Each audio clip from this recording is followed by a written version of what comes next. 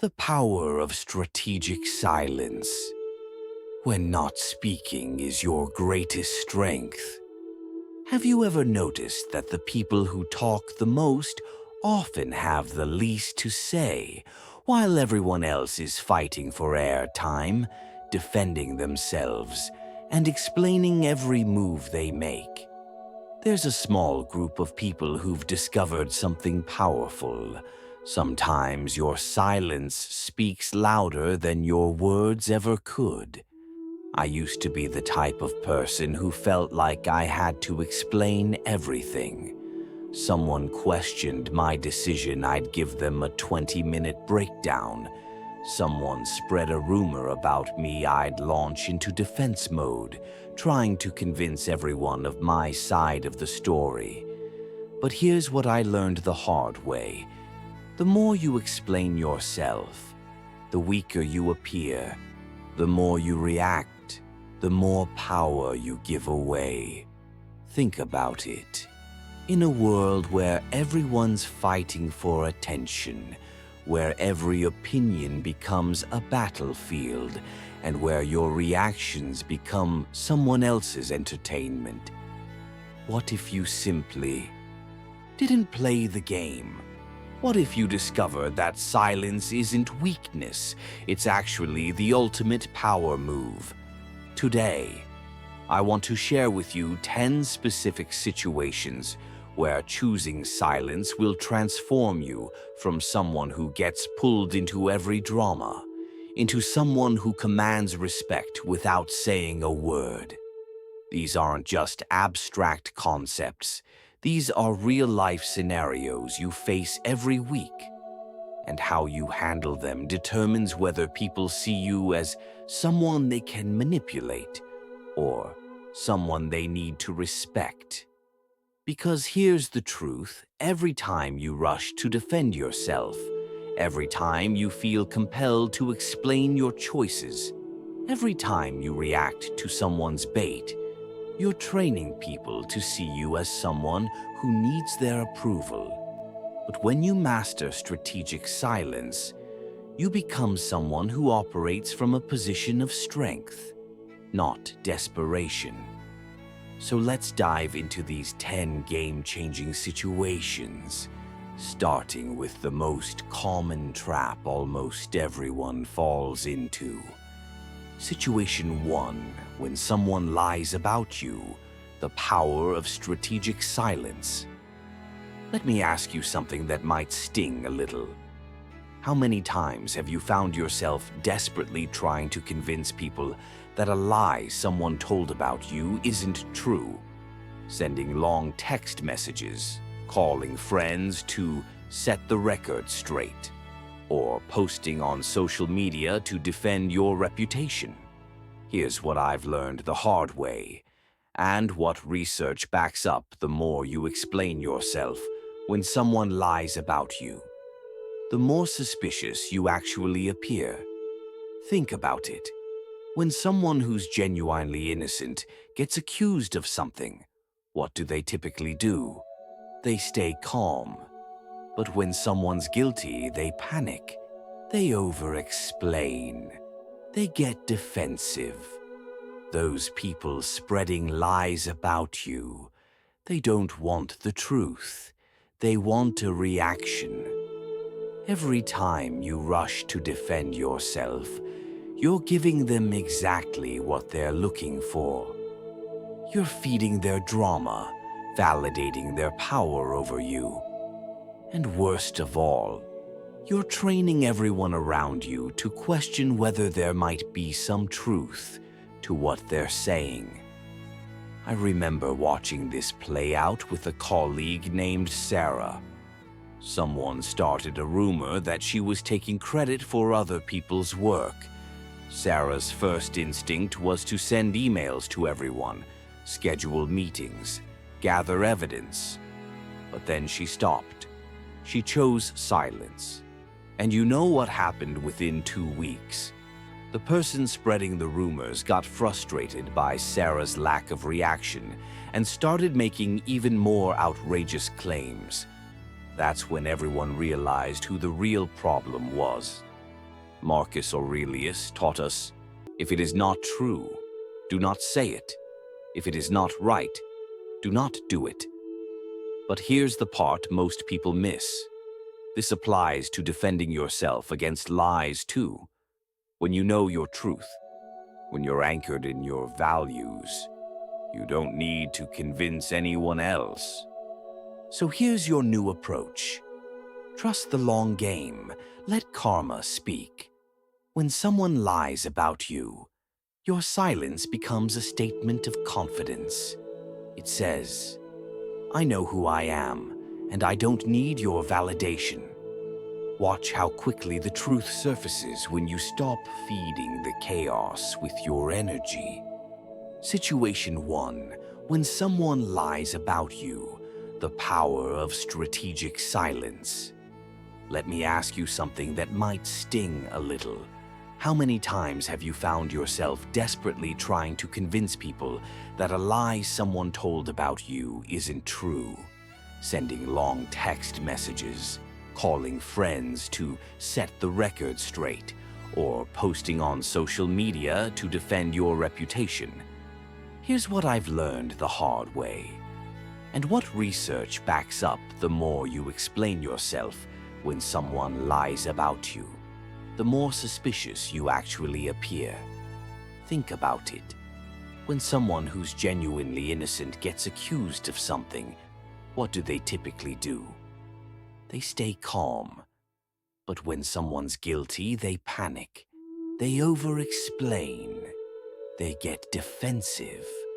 Those people spreading lies about you, they don't want the truth. They want a reaction. Every time you rush to defend yourself, you're giving them exactly what they're looking for. You're feeding their drama, validating their power over you, and worst of all, you're training everyone around you to question whether there might be some truth to what they're saying.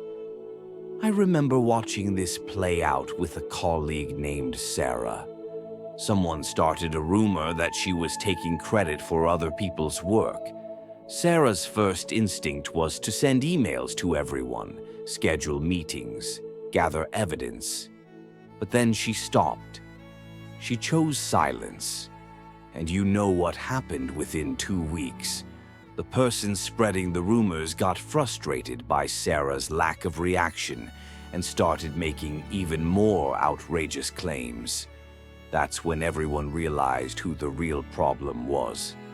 Marcus Aurelius taught us, if it is not true, do not say it. If it is not right, do not do it. But here's the part most people miss. This applies to defending yourself against lies too. When you know your truth, when you're anchored in your values, you don't need to convince anyone else. So here's your new approach. Trust the long game. Let karma speak. When someone lies about you, your silence becomes a statement of confidence. It says, I know who I am, and I don't need your validation. Watch how quickly the truth surfaces when you stop feeding the chaos with your energy. Situation 3. When someone insults you, the power of unshakable calm. Picture this. You're having a great day. Maybe you just got some good news, and then someone hits you with a nasty comment designed to knock you down a peg. Your blood starts boiling, your mind races with comebacks, and every fiber of your being wants to fire back. But what if I told you that your reaction is exactly what they're counting on? Here's what most people don't realize. Insults aren't really about you. They're about control. When someone throws an insult your way, they're essentially casting a fishing line into your emotions, hoping you'll bite. The moment you react with anger, defensiveness, or hurt, they've won. They've successfully hijacked your emotional state and made themselves the puppet master of your mood. Marcus Aurelius understood this perfectly when he said, "The best revenge is not to be like your enemy." Think about that for a second. When someone insults you, they're operating from a place of insecurity, jealousy, or pain. They want to drag you down to their level. But your stillness, your calm, that's your superpower. I know a guy named David who got promoted at work. During his celebration dinner, a jealous coworker made a snide comment about how some people just get lucky. Everyone at the table turned to David, waiting for his response.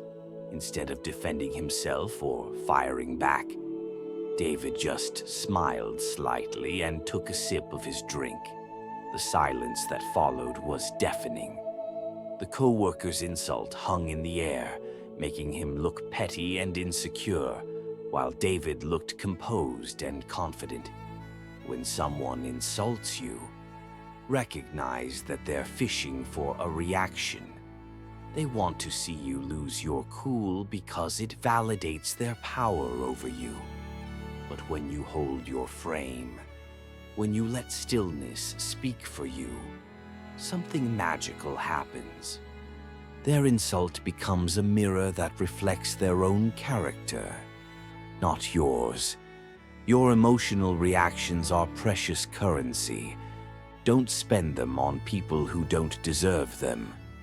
Let your unshakable calm be the loudest statement you make.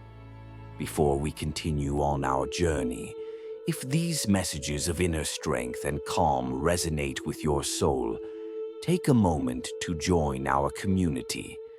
Hit the subscribe button and become a part of the Stoic Happy Soul family.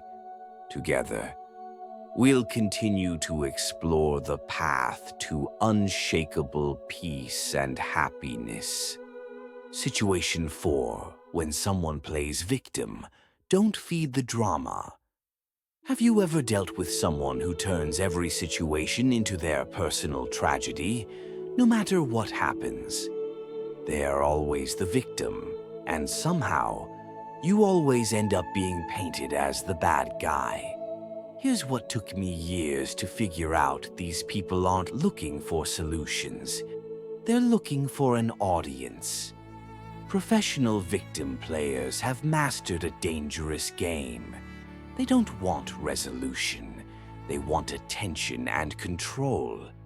They've learned that playing victim gets them sympathy, excuses their behavior, and most importantly, puts you on the defensive.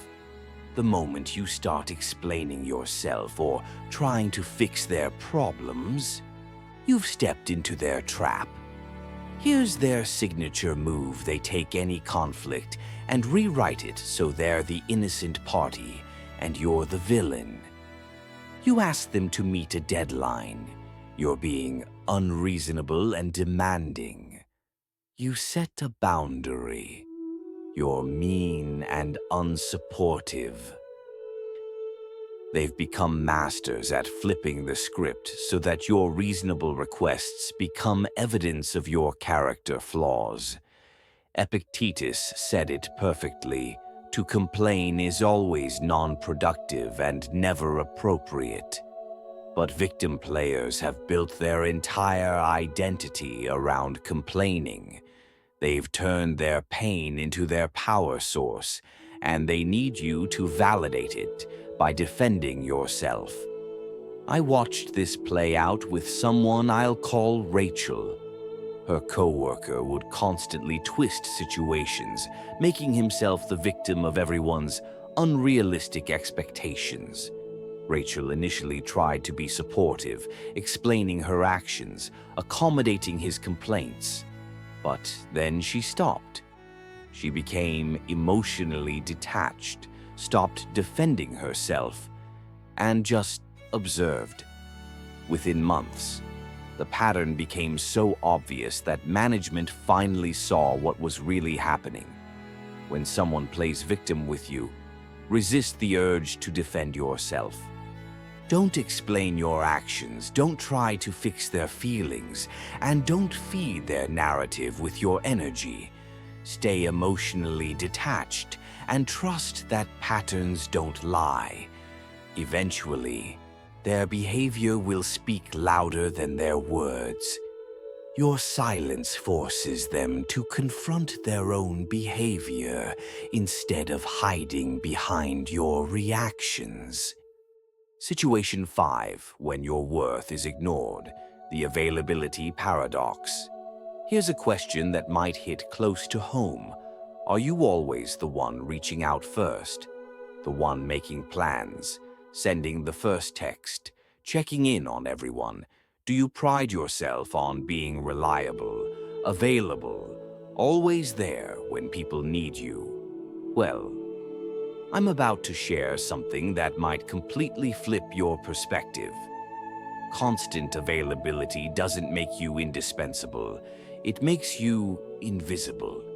Think about it: when something is always there, always accessible, we stop valuing it. It's like having water from a tap. You don't think about it until it's gone. The same principle applies to your time, energy, and presence. When you're always the initiator, always available, always accommodating, people start to take you for granted.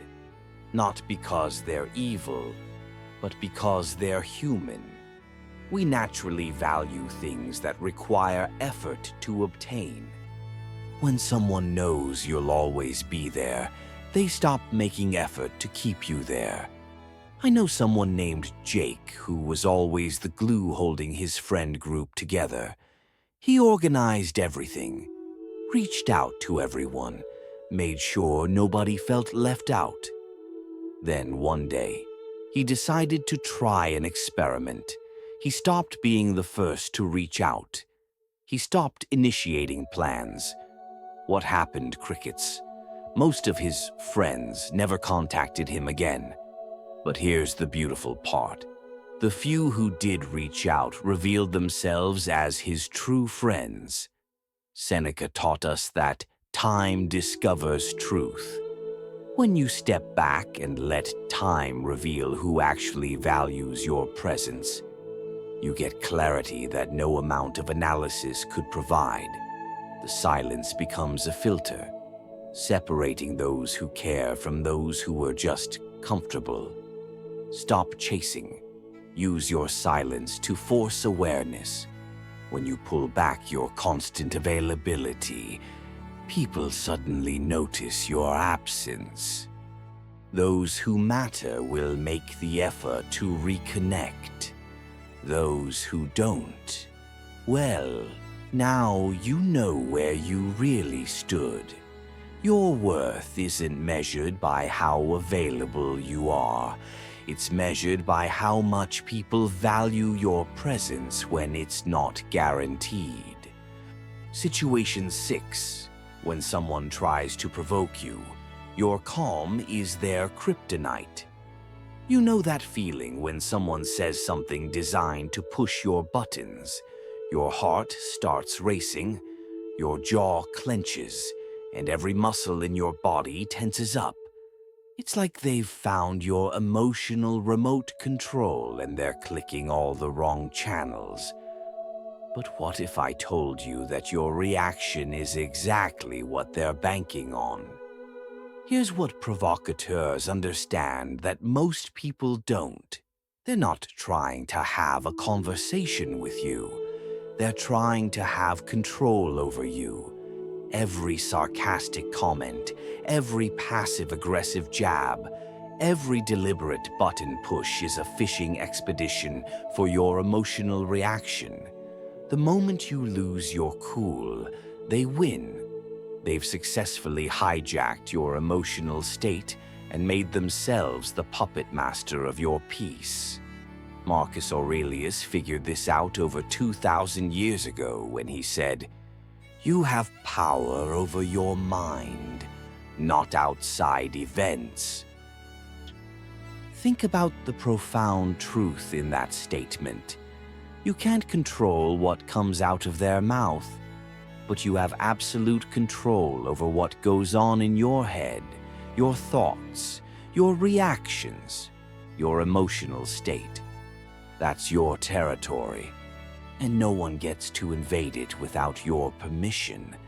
I know someone named Adam who worked with a coworker who absolutely thrived on chaos.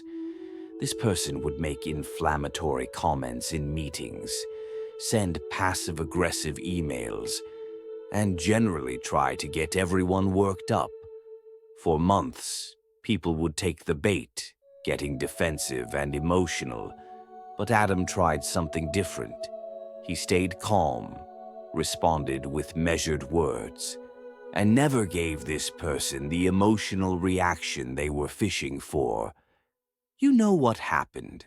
The provocateur eventually gave up and moved on to easier targets. When someone tries to provoke you, recognize the pattern for what it is. A power play. Hold your frame, stay centered, and let your calm be your superpower. Use simple breathing techniques. Breathe in for 4 counts, hold for 4, exhale for 4. This simple practice signals to your nervous system that you're in control, not them. Your emotional reactions are precious currency. Don't spend them on people who don't deserve them. When you refuse to take the bait, you keep your power exactly where it belongs with you. Situation 7, when someone regrets losing you.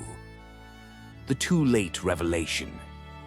Here's a scenario that might sound familiar. You finally walked away from someone who took you for granted. Maybe it was a relationship, a friendship, or even a job. You left quietly, without drama, without ultimatums. Then, weeks or months later, they come crawling back with apologies, promises to change, and suddenly they realize what they lost. Sound familiar?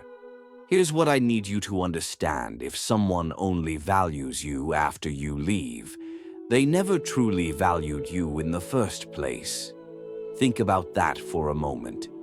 When you were right there, available, giving your best, they couldn't see your worth. But the moment you're gone, suddenly you're irreplaceable. That's not love or appreciation. That's panic. People don't miss you when you leave. They miss what you did for them. They miss the convenience, the emotional support, the way you made their life easier. But here's the kicker: if they truly valued you as a person, you wouldn't have felt the need to leave in the first place. Epictetus understood this when he said, "No man is free who is not master of himself." When you allow someone back into your life just because they regret losing you, you're giving them power over your decisions. You're letting their sudden panic override your own hard-earned clarity. I know someone named Olivia who left a 3-year relationship quietly. No big fight, no dramatic exit. She just packed her things and left. 6 months later, her ex was calling, texting, showing up at her workplace, promising he'd changed. But Olivia remembered why she left. She remembered the months of feeling invisible, unappreciated, taken for granted. When someone regrets losing you, don't give them an easy way back. Resist the urge to explain your decision or justify your boundaries. Stand firm in your silence. Their regret doesn't erase the months or years they had you and chose not to value you. You taught them your worth by leaving. Don't devalue the lesson by coming back too easily. Your absence opened their eyes. Let it stay that way. Situation 8. When someone tries to pull you into drama, don't be their audience. You've been there, haven't you? Someone comes to you with the latest office gossip, relationship drama, or family conflict. They start with, "Can you believe what happened?" Or "I need to tell you something." And before you know it, you're knee-deep in someone else's chaos. Here's what took me years to realize: they're not coming to you for advice. They're coming to you for fuel. Drama seekers aren't looking for your wisdom. They're looking for your energy and emotional investment. They need an audience for their performance, someone to validate their outrage, someone to agree that they're the victim in whatever story they're spinning. The moment you lean in, ask questions, or offer opinions, you've stepped into their theater as a supporting actor. Think about it. This way, there are two ways to experience drama: as a player or as an observer. Players get emotionally invested, take sides, and become part of the story. Observers watch from a distance, staying detached and uninvolved. Drama seekers want to convert you from observer to player because players feed their need for validation and attention. I used to be the go-to person for everyone's problems. I thought I was being helpful, being a good friend. But I noticed something: these conversations never led to solutions. The same people would come back with the same drama, week after week. That's when I realized I wasn't helping them solve problems. I was helping them sustain them. This is especially toxic in workplace settings. Someone tries to pull you into office politics, complaining about management or gossiping about coworkers. They want you to agree, to fuel their fire, to become part of their alliance.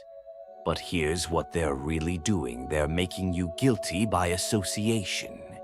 When someone tries to drag you into drama, refuse to be their audience. Use phrases like, "That sounds challenging," or "I'm sure you'll figure it out." Don't ask follow-up questions. Don't offer opinions. And definitely don't take sides. Your detachment isn't coldness, it's wisdom. When you stop feeding other people's drama with your energy, you reclaim your peace and force them to find validation elsewhere. Situation 9. When someone makes unreasonable demands or ultimatums, the pressure cooker trap. Have you ever been hit with one of those ultimatums that makes your stomach drop? If you don't do this by tomorrow, then, or either you choose this or we're done. Suddenly you feel this intense pressure to decide right now, to explain yourself, to negotiate. Your heart's racing because you don't want conflict, but something feels wrong about the whole situation. Here's what's really happening. Manipulative ultimatums are designed to short-circuit your thinking process. They create artificial urgency and force you into immediate compliance by exploiting two of your natural human tendencies: your fear of conflict and your impulse to be reasonable. They're counting on you to panic and give in rather than think clearly about what they're actually asking. Here's the thing: most good-hearted people miss unreasonable demands, don't deserve reasonable responses. When someone gives you an ultimatum, they're essentially saying, "My timeline and my comfort are more important than your autonomy and decision-making process." Why would you reward that behavior by scrambling to accommodate it? I've watched people bend over backwards trying to meet impossible deadlines or unrealistic expectations because someone framed it as an ultimatum. They sacrifice their well-being, their standards, and sometimes their integrity, all because they felt pressured to respond immediately. But here's what I learned. The people who truly respect you don't operate through ultimatums. When someone hits you with an unreasonable demand or ultimatum, resist the urge to immediately explain, negotiate, or comply. Instead, let them sit with the weight of their own unreasonableness. Use phrases like, "I'll need time to think about this," or simply, "That doesn't work for me." Don't justify, don't explain your timeline. Just hold your ground. When you refuse to be pressured into hasty decisions, something interesting happens. The person making the ultimatum suddenly has to face the consequences of their unreasonable approach. They either have to follow through on their threat, revealing their true character, or back down and approach you more respectfully. Your decisions deserve thoughtful consideration, not panic responses to someone else's manufactured urgency. Situation 10. When someone questions your boundaries, the non-negotiable. Truth, let me ask you something. How many times have you set a clear boundary only to have someone respond with, "But why?" or "Come on, just this once"? They start negotiating, explaining why your boundary doesn't make sense, or trying to convince you that your limits are unreasonable. Here's what I want you to understand. The moment someone questions your boundaries, they're telling you they don't respect them. When people challenge your boundaries, they're not seeking understanding. They're seeking loopholes. They ask why, not because they genuinely want to know your reasoning, but because they want to find a way around your decision. They're essentially saying, "If you can't give me a good enough reason, then your boundary isn't valid." Here's where most people get it wrong. They think they need to explain their boundaries to make them legitimate. So they launch into long explanations about their past experiences, their current circumstances, or their future goals.